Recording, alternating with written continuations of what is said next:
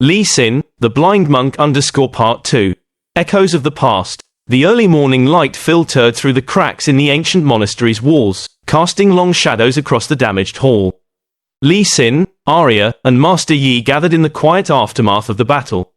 The peaceful aura of the temple was now tinged with a palpable tension, a stark reminder of the danger that still lurked. Master Yi addressed his disciples, who were busily repairing the temple's defenses and attending to the wounded.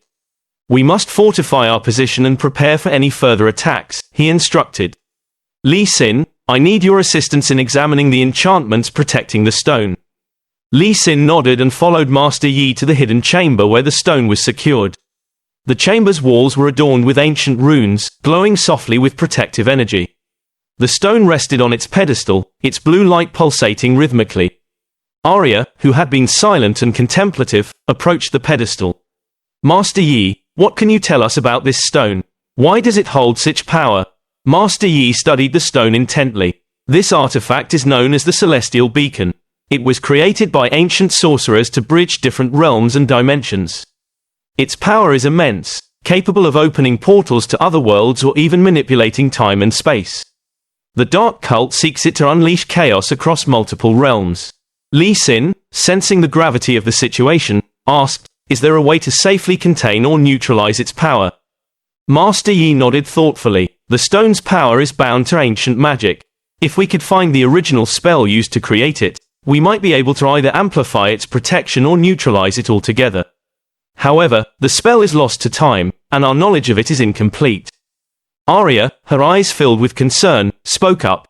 "What if there is a way to find this lost spell? Is there any clue or relic that could lead us to it?" Master Yi's gaze was contemplative. "There is an old legend about a hidden library, said to contain the wisdom of the ancients. It is located in the heart of the Forbidden Forest, deep within Ionia.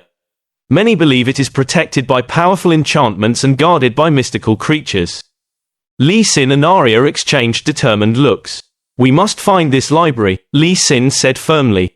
"If there's even a chance it holds the key to neutralizing the stone's power, we must pursue it." Master Yi agreed. "It will be a perilous journey, fraught with dangers both physical and magical. But it may be our only hope. I will prepare the necessary provisions and inform our allies. You should rest and gather your strength before setting out." Over the next few hours, Lee Sin and Arya prepared for their journey. Lee Sin took time to meditate, focusing his senses and sharpening his awareness. Arya, though still shaken, gathered supplies and studied the maps of Ionia, determined to be well prepared for the challenges ahead.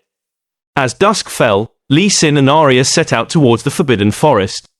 The dense foliage of the forest was almost palpable, and the air was thick with the scent of damp earth and wild magic.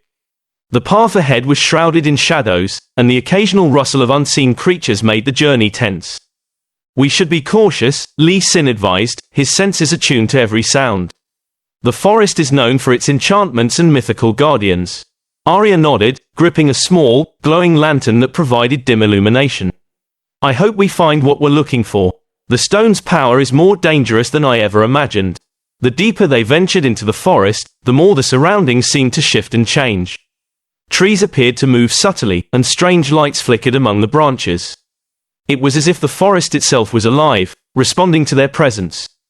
Suddenly, a low growl echoed through the trees, and a large, shadowy figure emerged from the darkness. It was a massive, spectral wolf with eyes that glowed like embers. The creature's presence was both mesmerizing and terrifying. Lee Sin immediately took a defensive stance, his senses on high alert. "Stay behind me," he instructed Arya. The wolf circled them, its growls reverberating through the air. It seemed to be testing him, its gaze fixed on Lee Sin with an intense scrutiny. Lee Sin took a deep breath and focused, channeling his inner strength and preparing for a confrontation.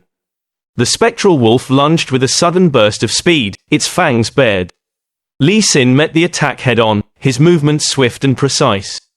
The battle was a dance of shadows and light, Lee Sin's strikes meeting the wolf's fierce attacks with equal force. During the clash, Lee Sin realized that the wolf was not attacking out of malice but was instead a guardian of the forest, testing their resolve and worthiness. With a final, decisive strike, Lee Sin disarmed the wolf, but instead of delivering a fatal blow, he held his ground, showing respect and restraint. The wolf paused, its ember-like eyes studying Lee Sin with a hint of approval. Slowly, it retreated into the shadows, leaving behind a faint glow that illuminated a hidden path leading deeper into the forest. Arya, watching in awe, approached Lee Sin. "You were incredible. I think the wolf was testing us." Lee Sin nodded. "The guardians of this forest are known to challenge those who seek the hidden library. It appears we've proven our worth, at least for now." They followed the glowing path, which led him to a clearing where an ancient, ivy-covered structure stood. It was the entrance to the hidden library, its doors adorned with intricate symbols and runes. As they approached, the doors slowly creaked open, revealing a vast, dimly lit hall filled with towering shelves of ancient tomes and scrolls. The air was filled with the musty scent of old parchment and the soft hum of forgotten magic. Lee Sin and Arya stepped inside, their eyes widening at the sight of the immense collection of knowledge. They had arrived at the heart of the Forbidden Forest secrets. Now, they needed to find the lost spell that could help them control or neutralize the power of the Celestial Beacon. Part 2 of Lee Sin's story will stop here for now. If you enjoyed it, please subscribe to the channel and click the notification bell to listen to Part 3 of Lee Sin.